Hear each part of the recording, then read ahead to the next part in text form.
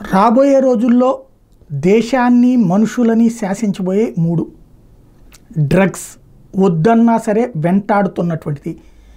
ఒక స్థాయి సంపాదన దాటిన తర్వాతన దాంతో ఆస్వాదించే క్రమంలో ఆరంభమైనటువంటిది ధూమపానం, మద్యపానం. అయి రెండింటిని దాటిపోయి వచ్చినటువంటిది మత్తు పదార్థాల సేవనం, గంజాయి, దాని అప్డేటెడ్ వెర్షన్ డ్రగ్స్.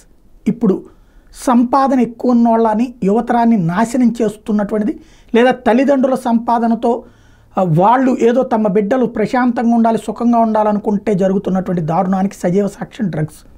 రెండవది బెట్టింగ్ యాప్స్. డబ్బులు చేతి నిండా ఇచ్చాం, మా అమ్మ బాబులు ఇచ్చారు కాబట్టి ఇంకా సంపాదించి చూపెడతానంటూ బిగిన్ చేసి ఆ యాప్ల మాయలో పడి మునిగి నాశనం అవుతున్నది రెండవది. ఆర్టిఫిషియల్ ఇంటెలిజెన్స్తో వాళ్ళు ఆడతారు పేకాట నుంచి ఇవన్నీ అన్నటువంటి విషయం కనిపెట్టకపోవడం మూడవది అతిపెద్దదైనటువంటి సమస్య. టోటల్గా యువతరం అన్నటువంటిది నిర్వీర్యం అవుతున్నది. ఎందుకంటే ఈ ఎడిక్ట్ అయిపోయి వీటిట్లో పడిపోయి తమ ఉద్యోగ వ్యాపార వాణిజ్య కార్యకలాపాల వైపు కాకుండా దారి మళ్ళీపోతున్నారు. ఇది గనక సరిచేసుకోకపోతే భవిష్యత్ తరం అన్నటువంటిది అత్యంత ప్రమాదకరం అవుతుంది.